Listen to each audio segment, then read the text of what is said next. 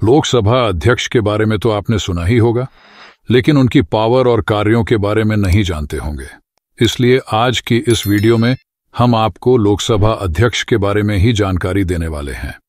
Video में हम आपको बताएंगे कि लोकसभा अध्यक्ष का चुनाव कैसे होता है, उनके पास कितनी पावर होती है और वो क्या क्या कार्य करते हैं। लेकिन आगे बढ़ने से पहले चैनल को सब्सक्राइब जरूर कर लें, ताकि ऐसी ही और रोचक जानकारियां आपको मिलती रहे। तो चलिए शुरू करते हैं। सबसे पहले लोकसभा अध्यक्ष के चुनाव के बारे में ही बात करते हैं। तो आपको बता दें कि जब देश में लोकसभा के चुनाव संपन्न होते हैं, तब लोकसभा की पहली बैठक का आयोजन किया जाता है। इस बैठक में चुनाव जीत कर आए सभी पक्ष और विपक्ष के सांसद भाग लेते हैं। लोकसभा की इसी पहली बैठक में लोकसभा अध्यक्ष का चुनाव किया जाता है। अध्यक्ष का चुनाव करने के लिए लोकसभा के सदस्यों यानी सांसदों द्वारा सदन में ही मतदान किया जाता है। सांसदों के बीच से ही 2 सदस्यों को खड़ा किया जाता है। जिसके पक्ष में ज्यादा वोट होती है, वही सांसद लोकसभा अध्यक्ष बना दिया जाता है। ज्यादातर सत्ता पक्ष के सांसद ही लोकसभा अध्यक्ष बनते हैं, क्योंकि बहुमत उनके पक्ष में ही जाता है। इनका कार्यकाल 5 वर्ष का होता है।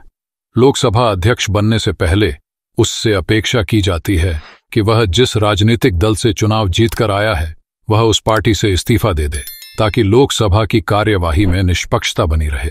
हालांकि फिर भी लोकसभा अध्यक्ष का झुकाव ज्यादातर सत्ता पक्ष की ओर ही रहता है। वर्तमान में ओम बिरला लोकसभा के अध्यक्ष हैं।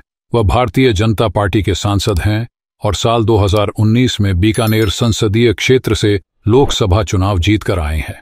ओम बिरला पर बीजेपी का पक्ष लेने के आरोप अक्सर लगते रहते हैं। लोकसभा में विपक्षी दल तो ओम बिरला को कई बार बीजेपी का एजेंट तक बता चुके हैं। लोकतांत्रिक देश के लिए यह एक गंभीर आरोप है।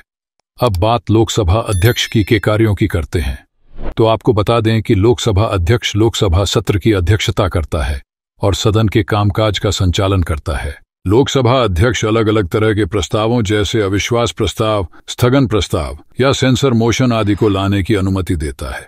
लोकसभा अध्यक्ष ही यह तय करता है कि सदन की कार्यवाही में क्या एजेंडा रखा जाएगा। पावर की बात करें तो लोकसभा अध्यक्ष के पास कई प्रकार की विशेष पावर होती है। उसके पास सदन की बैठक को स्थगित करने का अधिकार होता है। सदन के अंदर मर्यादा और अनुशासन बनाए रखने की जिम्मेदारी भी अध्यक्ष पर ही होती है। अध्यक्ष को सदन की मर्यादा तोड़ने और अनुशासन भंग करने पर किसी भी सांसद के खिलाफ दंडात्मक कार्रवाई करने का अधिकार होता है। सदन की मर्यादा तोड़ने पर वह किसी भी सांसद को लोकसभा से बाहर फेंकवा सकता है या उसे पूरे सत्र के लिए निलंबित भी कर सकता है। अब बात वेतन और सुविधाओं की करते हैं। तो आपको बता दें कि लोकसभा अध्यक्ष संसद का ही एक सदस्य होता है। संसद अधिनियम के तहत इन्हें कई प्रकार के भत्ते, वेतन और पेंशन मिलती है। लोकसभा अध्यक्ष को 1 लाख रुपए प्रतिमाह वेतन मिलता है।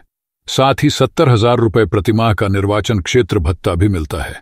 इसके अलावा कार्यकाल के लिए संसदीय सत्र या अन्य समितियों की बैठक में भाग लेने के दौरान 2,000 रुपए दैनिक भत्ता और 2,000 रुपए सत्कार भत्ता भी मिलता है।